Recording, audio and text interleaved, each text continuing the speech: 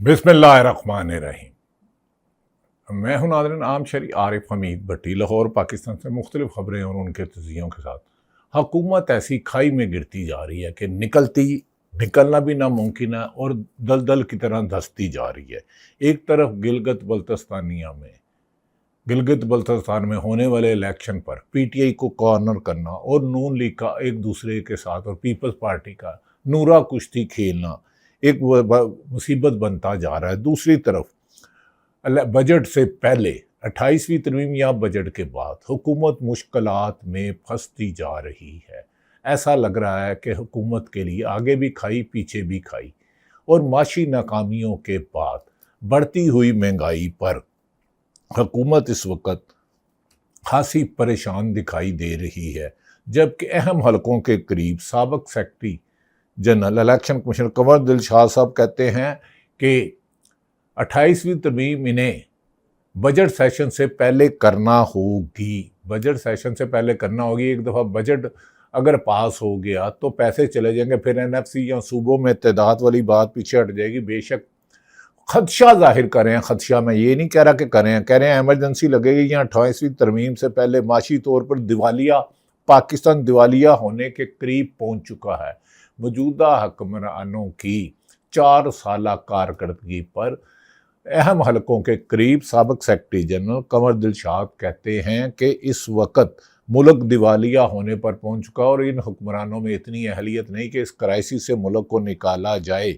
यहाँ तो फौरी तौर पर नए सूबे बनाए जाएं या निचली सतह पर बल्दियाती निज़ाम पूरा किया जाए।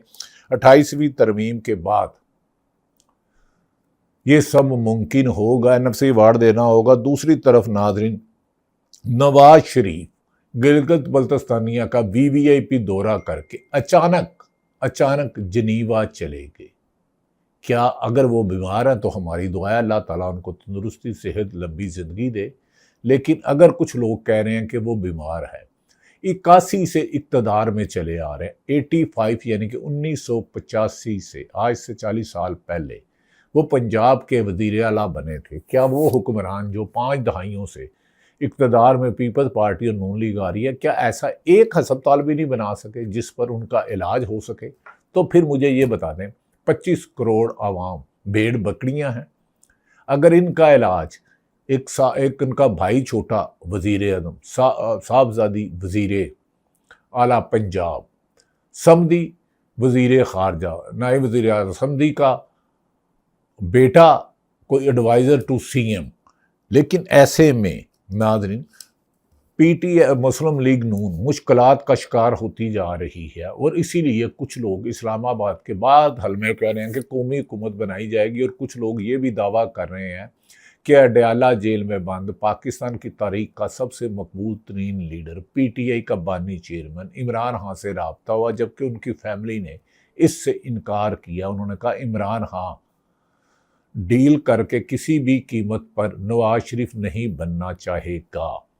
इमरान खान ने वाशगाफ लफ्ज़ों में कह दिया, अगर 3 महीने के अंदर अंदर इलेक्शन करवाने हैं तो आप मेरे से बात करें, वरना मैं कैद या मौत, जेल में मौत को तरजीह दूंगा। नाज़रीन, दूसरी तरफ इसराइल, अमेरिका और ईरान में तनाव बढ़ता जा रहा है। छोटी छोटी झड़पों के बाद इसराइल ने लेबनान और गज़ा में भारी पैमाने पर बमबारी की, जिसके दर्जनों गज़ा के मुसलमानों की शहीद होने की इतलात हैं।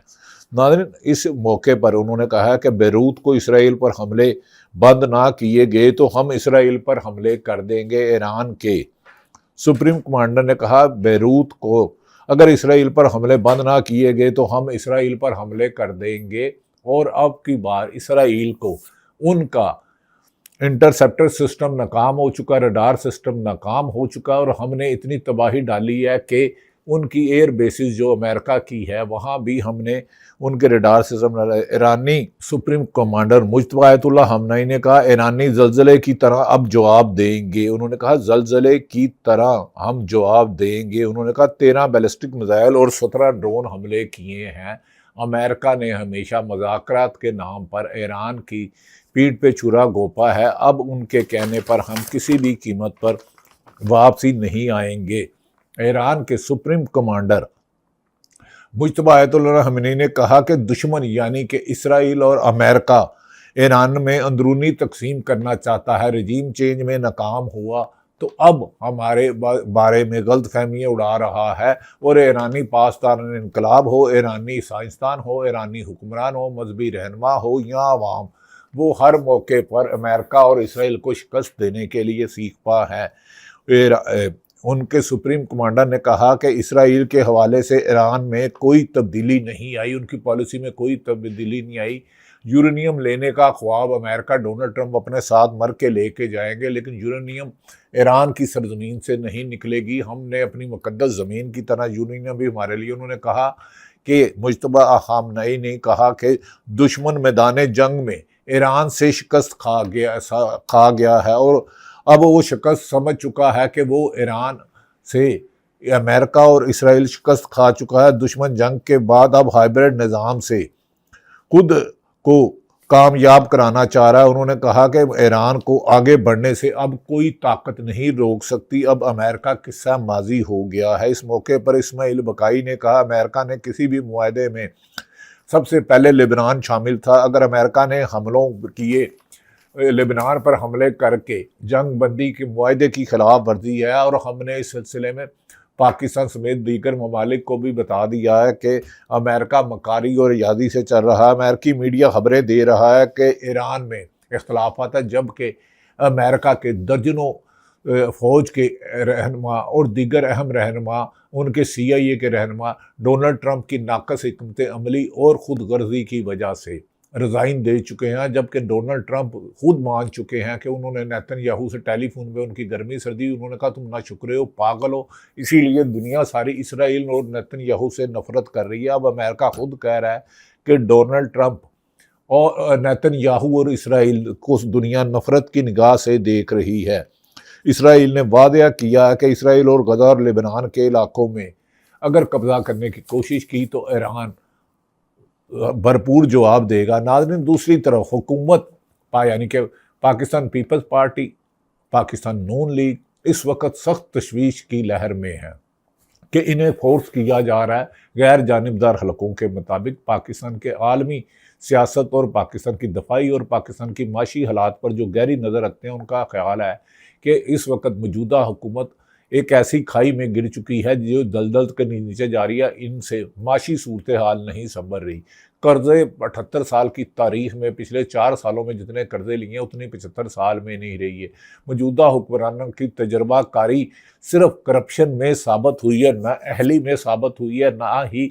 और ये डॉक्टर हफीज़ पाशा कैसर बंगाली कह रहे हैं अगर ये हुक्मरान ज़्यादा देर रहे तो मुल्क को दिवालिया होने से बचाना मुश्किल हो जाएगा। इसीलिए कहा जा रहा है कि इनके पास कोई माशी प्लान नहीं है, कोई आइनी हल नहीं है। माँ सवाए 26वीं और 27वीं तरमीम करके PTI को दीवार से लगाने के अलावा इन्होंने कोई अच्छा ऐसा काम नहीं किया जो इनके क्रेडिट पर आए, जिस पर अब बातें गर्दिश कर रही हैं कि मौजूदा हुक्मरानों को भेज के केयर टेकर सिस्टम बनाकर नए इलेक्शन कराए जाए और मुल्क को इस बर्बादी और दिवालियेपन से बचाया जाए। दूसरी तरफ गिलगित और बल्तिस्तान में इंतखाबात में नून लीग और PTI नून लीग और Pakistan peoples party VVIP protocol में इंतखाबी मुहिम चला रहे हैं, लेकिन गिलगित बल्तिस्तानी की हसास सूरत हाल पर हामिद मीर ने कहा है कि अगर ऐसे मौके पर गिलगित बल्तिस्तान में होने वाले इलेक्शन और उसके बाद आज़ाद कश्मीर में अगस्त में होने वाले इलेक्शन पर धांधली की गई तो वो पंजाब की तरह नहीं है, वो लोग रिएक्ट करेंगे और इसका नाकाबिल तलाफी नुकसान होगा। याद रखें कि गिलगित बल्तिस्तानिया में 7 जून को इलेक्शन हो रहे हैं। वहाँ PTI के जुनैद अकबर खान जो सदर थे, उन्हें गिरफ्तार कर लिया गया था। उन्हें कहा था NOC दिखाओ, जैसे कि वो किसी दूसरे मुल्क में गए हैं। फिर सलमान अकरम राजा को नहीं जाने दिया गया, नईम हैदर पंचोता को नहीं जाने दिया गया और उसके बाद असद कैसर जो PTI के स्पीकर साहब है उनको नहीं जाने दिया गया। जबकि नवाज शरीफ, बिलावल भुट्टो पीपल्स पार्टी और नून लीग की दीगर क़यादत उधर सरेआम इंतखाबी मुहिम चलाती हुई नज़र आ रही है और सरकारी अफसरान फोर्स कर रहे हैं कि PTI को वोट नहीं देना। गैर जानिबदार सहाफ़ियों ने कहा है कि अगर साफ शफाफ इलेक्शन होते हैं गिलगित बल्तिस्तानिया में और हुकूमत इंटरफेरेंस नहीं करती और जाली फॉर्म 47 नहीं बनाया जाता तो PTI की कामयाबी को रोकना मुश्किल ही नहीं, नामुमकिन हो चुका है। क्योंकि अवाम में महंगाई की वजह से गिलगित बल्तिस्तानिया में पिछले 40 सालों से जो इनके साथ ज्यादती की जा रही है, लोग दोनों पार्टियों से खासे बदजन नजर आते हैं।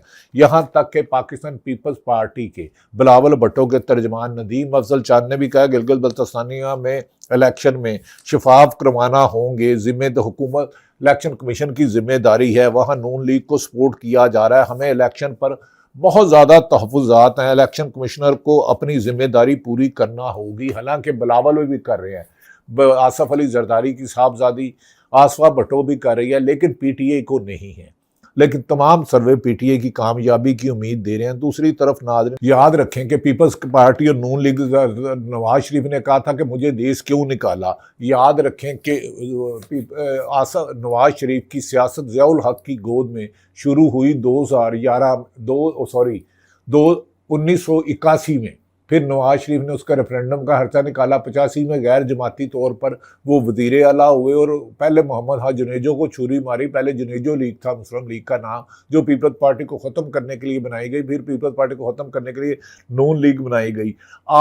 उसके बाद 3 दफ़ा नवाज शरीफ वज़ीर आज़म रहे। फिर 8 से लेकर 2013 तक पीपल्स पार्टी की हुकूमत रही। सदर आसफ अली जरदारी रहे, पहले यूसुफ रजा गिलानी रहे, फिर परवेज अशरफ राजा रहे, फिर 13 से लेकर 18 तक मुस्लिम लीग नून की हुकूमत रही और सदर मुस्लिम लीग नून की हुकूमत रही, जिसमें नवाज शरीफ 3.5 साल वज़ीर आज़म रहे। फिर शाहिद हक़ान अब्बासी आए और पीपल्स पार्टी की हुकूमत 2018 में आई तो पाकिस्तान तहरीक इंसाफ के वज़ीर आज़म इमरान खान बने 2018 के इलेक्शन में। जब पर इमरान खान की 35 सीटें कम की गई, 3.5 साल बाद इमरान खान की हुकूमत पर अदम एतमाद किया गया। फिर साल बाद उसे गिरफ्तार कर लिया गया और 3 सालों से इमरान खान जेल में हैं। और जो कमो बेशतर 40 से 35 साल मुख्तलिफ अदवार में 90% हिस्सा इक़्तिदार में रहे, वो नवाज शरीफ और जरदारी कहते हैं हमें इक़्तिदार नहीं पूरे दिया। तो जिसको 3.5 किया है उसे 50 साल की नुकसान का जिम्मेदार दे रहे हैं। नाज़रीन, इमरान खान की मकबूलियत पाकिस्तान में इतनी है कि जिस कदर मुस्लिम लीग नून और पीपल्स पार्टी दोनों मिलके, मौलाना फजलुर रहमान, MQM और सारी जमातें मिलके भी अगर इलेक्शन में हिस्सा लेती हैं तो 10% भी सीटें पाकिस्तान में, 20 से ज़्यादा सीटें लेना मुश्किल होगी। सिवाय पीपल्स पार्टी अंदरूनी सिंध में सीटें ले जाएगी। और पंजाब में अमलन मुस्लिम लीग नून खासी डैमेज हो गई है, नुकसान हो गया है। नाज़रीन, दूसरी तरफ ये भी कहा जा रहा है कि बिल्कुल बदस्तनिया और आज़ाद कश्मीर में इलेक्शन और बजट, आने वाले बजट पर महंगाई की वजह से हालात की तब्दीली पर बाज़ लोग बातें कर रहे हैं, जिसमें हामिद मीर हो, कमर दिलशाद हो या पाकिस्तान के इकॉनमी के एक्सपर्ट कह रहे हैं कि मौजूदा हुकूमत का बस नहीं है, इस हुकूमत से जितनी जल्दी हो जान छुड़ाए, केयर टेकर सिस्टम लाया जाए, साफ शफाफ इलेक्शन जो है।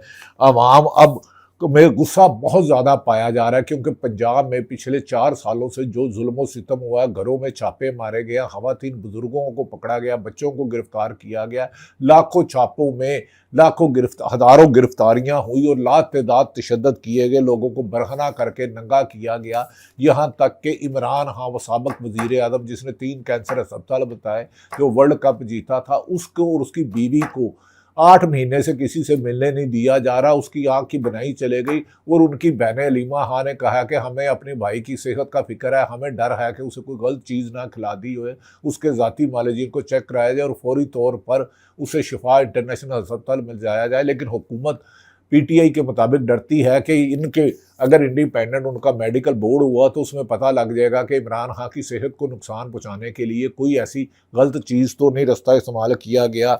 नाज़रीन, इस मौके पर कहा जा रहा है कि अवाम में इस वक्त मौजूदा हुकूमत और अवाम में बहुत ज़्यादा फासले हैं, लेकिन पंजाब में होने वाले जुल्म सितम में अवाम में खौफ भी है, दहशत भी है और गुस्सा भी है। अगर ये लावा गिलगित बल्तिस्तानिया में धांधली करने की सूरत में बाहर निकलता और आज़ाद जम्मू कश्मीर में उनकी कश्मीर एक्शन कमेटी ने 9 तारीख को बड़ी हड़ताल का ऐलान कर दिया, अगर उन्हें ज़बरदस्ती कब्जा करने की कोशिश की गई और अवाम को मारा पीटा गया, खुदा ना खास्ता गोली चलाई गई, तो कश्मीर और आज़ाद कश्मीर में से उड़ने वाली तहरीक पूरे पाकिस्तान को अपनी लपेट में ले लेगी, जिससे इन हुक्मरानों का बचना मुश्किल ही नहीं नामुमकिन हो जाएगा। याद रखें कि पंजाब के 8 पाकिस्तान के इलेक्शन जो जनरल इलेक्शन हुए थे, जिसमें पीटीआई का निशान बल्ला छीन लिया गया था, इमरान खान गिरफ्तार थे और उस वक़्त धांधली की गई। रात 10 बजे तक इमरान खान की तरीके इंसाफ 180 से 140 सीटें ले रही थी और तमाम मीडिया कवर कर रहा था, बाकी मीडिया को ज़बरदस्ती रोका गया। और नाज़रीन ये भी कहा जा रहा है कि अवाम में अब बहुत ज़्यादा गुस्सा पाया जा रहा है, क्योंकि अवाम समझती है पहले उनका उनसे वोट से हक छीना, फिर उन्हें पुरअमन एहतजाज करने की तरीक से रोका गया, फिर 26वीं 27वीं तरमीम करके अदालती रुकावटें खड़े करके उनका बुनियादी हकूक़ अवाम के पाकिस्तानी के ख़त्म कर दिए गए। और यही ताकत का अब गिलगित बल्तिस्तान और आज़ाद कश्मीर में हुकूमत इस्तेमाल कर रही है। अवाम ने पुरअमन एहतजाज का हक छीनने पर सख्त का गुजारा किया। नाज़रीन याद रखें कि जब इलेक्शन हुए थे 8 फरवरी 2024 को, तो पूरे पाकिस्तान में पीटीआई 180 से 200 सीटें आराम से ले जा रही थी, लेकिन फिर इलेक्शन बंद करके सुबह 4 बजे इलेक्शन कमीशन गायब हो गए।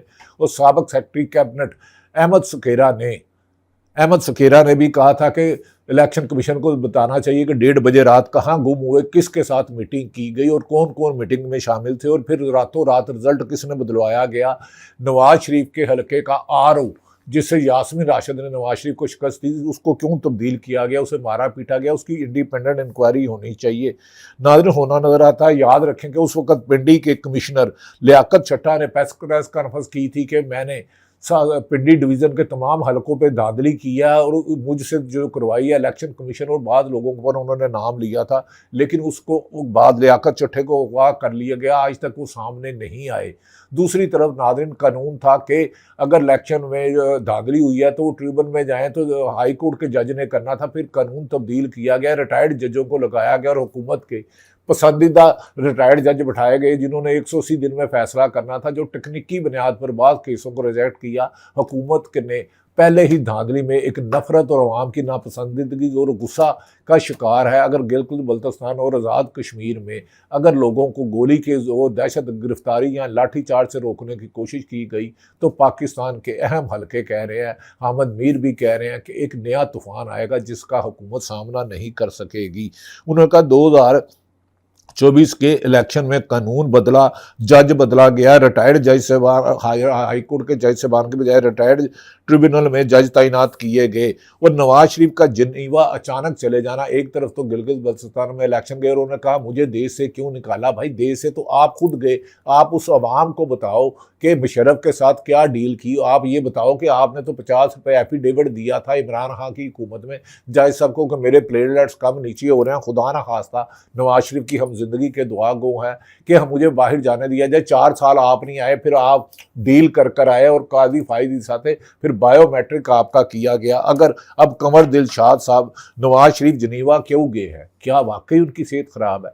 तो जो हुक्मरान इक़्तिदार में रहने के बावजूद ऐसा हस्पताल नहीं बना सके 40-50 साल के दौरे में, तो वो अवाम को ज़िंदगी क्या देंगे। कमर दिलशाद का ये बयान ठीक है कि बजट से पहले ताकतवर हलके चाहते हैं कि नए सूबों में इजाफा हो, 28वीं तरमीम आए, बल्दियाती निज़ाम हो, नहीं तो एमरजेंसी लग सकती है बजट से पहले।